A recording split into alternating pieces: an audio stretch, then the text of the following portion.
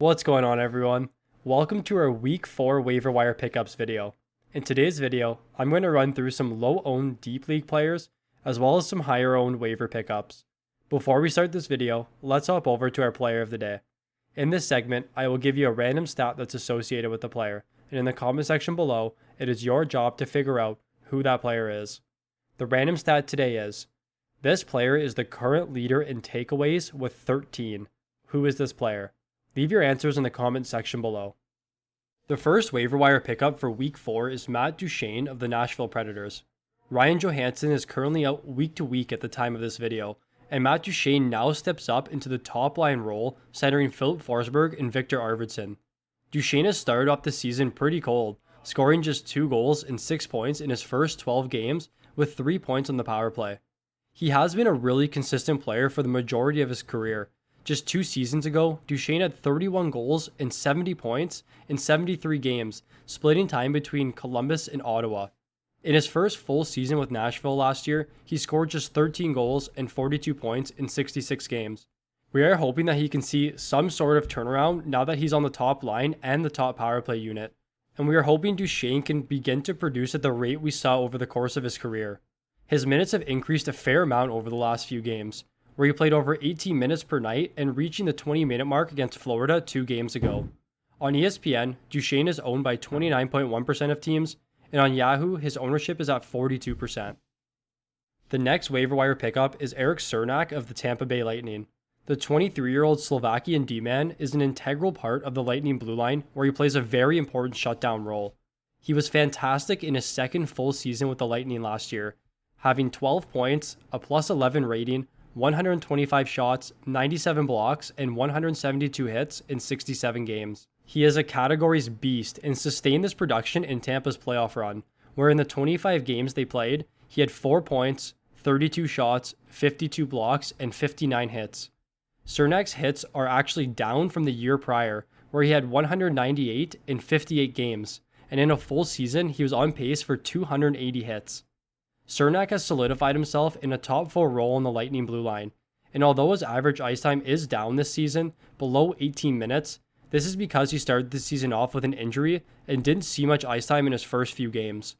In Tampa's last 2 games, Cernak played 20 minutes and 22 minutes, and if he can sustain this playing time moving forward, he's a solid deep league pickup to provide you with upside in almost every category.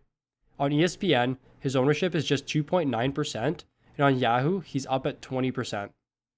The only goaltender on this list is Chris Driedger of the Florida Panthers. Before I run through my stats analysis on Driedger, I want to emphasize that I'm a firm believer that sample size is a crucial part in determining player outcomes, and when I outline his stats, I'm kind of going against this. With that aside, Driedger came out of nowhere last season when the Panthers were desperate for a goaltender. In his 11 starts, he went 7-2-1 with a .938 save percentage and a .205 goals against average. The Panthers were a bottom 10 team in the league for defensive stats, and Driedger seemed to be the missing piece to help mitigate the goals against. To begin this season, in his first 5 starts, Driedger is 3-1-1 with a .937 save percentage and a .197 goals against average. Now, one important factor is that he has faced Chicago, Detroit, and Nashville, so it'll be interesting to see how he fares against more difficult opponents. Driedger's advanced stats is where I really want to dig into. With a minimum of 10 starts last season, he ranks second for save percentage on unblocked shots at 96.1%, and on top of that, his rebounds per save was at 3.67%, ranking 12th in the league. To put this in perspective, Rask was one of the top netminders last season and had a 96.04 save percentage on unblocked shots and a 3.78% rebounds per save. I definitely want to monitor Driedger moving forward, but with Bobrovsky's struggles right now, he may take over the starting role in Florida and could be a hidden gem this season. On ESPN, his ownership is 22.6%, and on Yahoo, he's sitting at 39%. Nick Schmaltz is the next player you should look to add off your waivers.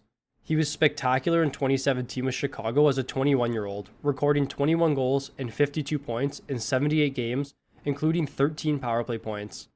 After he was moved to Arizona, Schmaltz struggled a bit to find his footing. In 2019, he recorded just 11 goals and 45 points in 70 games, but did add 13 power play points. Schmaltz has now solidified his spot on the top line in Arizona, centering Connor Garland and Clayton Keller, who have both been very good this season. Schmaltz has had a hot start to the season, with 5 goals and 11 points in 12 games, adding 4 points on the power play. My one concern is that Arizona does tend to roll their lines, and his minutes are just over 16 per night.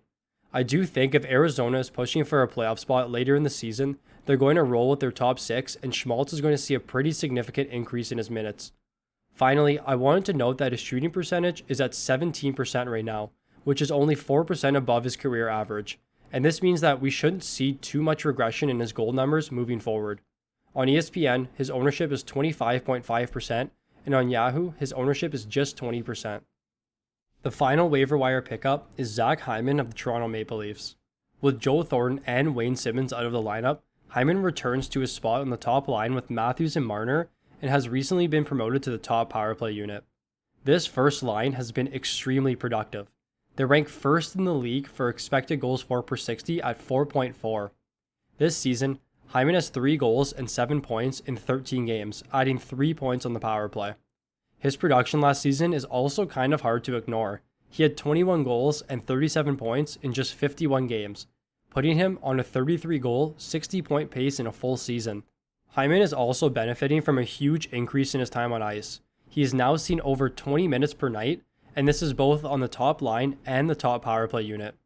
In his last game against Vancouver, Hyman played close to 25 minutes, and we can expect him to sustain over the 20-minute mark moving forward. He is pretty high owned on ESPN at 77%, but is just at 52% on Yahoo. That'll do it for our Week 4 waiver wire odds video. If you enjoyed the video, please leave a like, and if you're new to the channel, please subscribe. If you haven't already, click the link in our description and join our Discord. The Fantasy Puck community is growing, and we want all of you to be part of it. Thank you for watching, and I look forward to seeing you in the next one.